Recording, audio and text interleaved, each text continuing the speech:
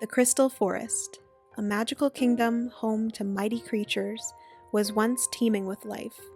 But under the intrusion of dark magic, there is no longer any grunting, growling, chirping, buzzing, or even squeaking. The animals have become extinct.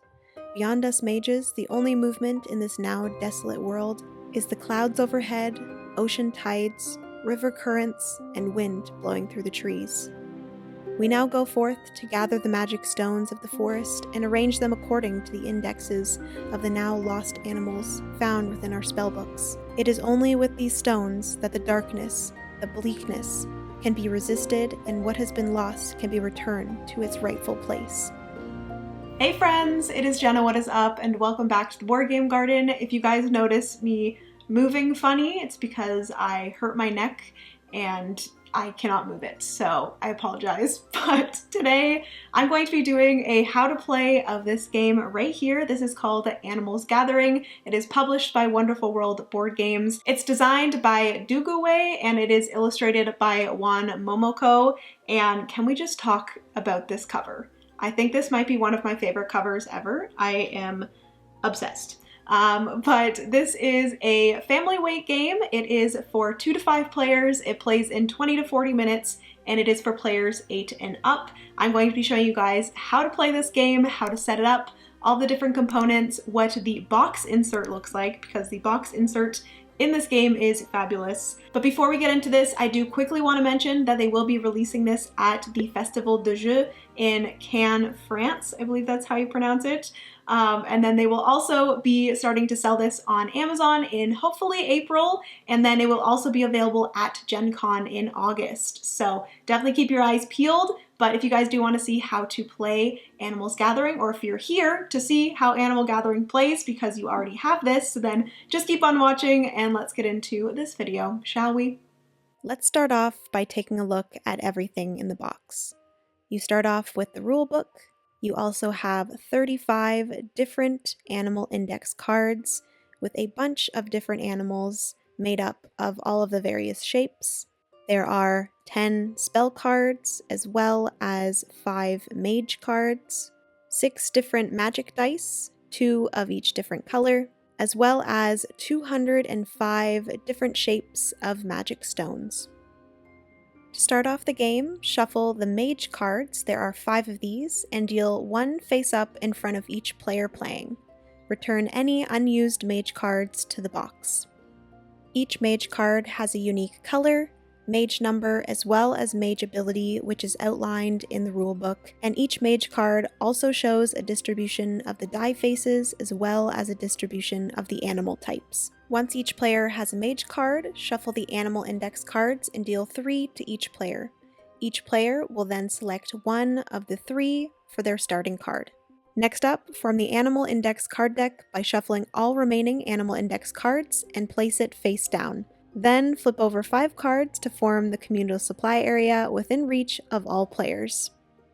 Place the magic dice as well as the magic stones in reach of all players. Each player will then reveal their starting animal index card and place it face up to the right of their mage card in their summoning area. The players whose mage card has the lowest mage number is the starting player. Beginning with that starting player, each player will take a turn choosing one of 2 actions. First being selecting an animal index card. Players will simply draft 1 of the 5 animal index cards available in the communal supply area and place it in their summoning area. A new card is then immediately flipped over from the deck to replenish the supply. The second option a player may do on their turn is roll the magic dice. Each player will start with all 6 of the magic dice, but must take 1 die away for each of the uncompleted animals in their summoning area. So in this example, this player must get rid of 2 dice. All 3 of the different colored dice do have different faces, so players will choose based off of this. Once a player has decided which dice they would like to roll, they roll the dice and get the crystal shapes based off of the dice faces rolled. That player may then immediately place all magic stones into the empty spaces of the animal cards in their summoning area. For any magic stones that cannot be placed by the active player, so for example in this situation, if this arrow was rolled and this player could not place it, All other players may take that corresponding stone and immediately place it in the outlines of their animal index cards in their summoning area. Stones may not be stored for later use. Once a player has filled in all of the spaces on an animal card, that card will go from the summoning area to the companion area, granting that player access to the animal power. There are 3 different types of animal powers. There are permanent animal powers. This is a power that continuously is in effect throughout the game. There are scoring animal powers. This is a power that provides opportunity for extra points at the end of the game. And lastly, there are activation powers. This is a power that is triggered once every time you revive a new animal and move it into your companion area. All of the animal powers are outlined in the back of the rulebook. There are a bunch of different ones, so I will leave those for you to discover.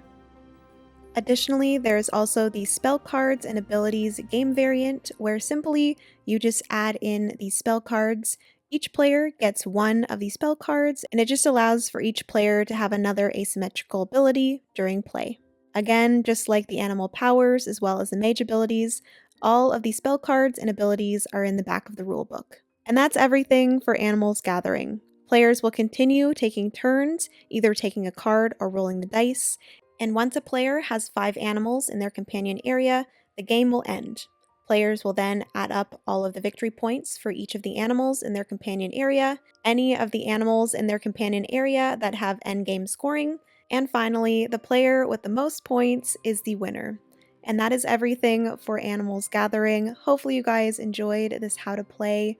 If you have any questions, be sure to leave them down in the comment section, and I'll be sure to answer them right away. Okay friends, so that is going to be everything for the how to play and overview of Animals Gathering. Hopefully you guys enjoyed. If you did, give it a big thumbs up. Also, comment down below if you think this is a game that you are interested in. I would love to know. Hit that subscribe button if you've yet to do so. We'd love to have you here in the garden.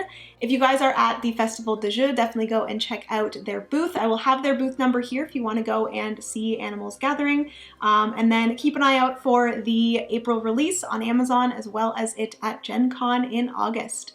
But yeah, that's everything for today. Love you guys so much. Remember, you are somebody's reason to smile, and I will see you in the next board game video.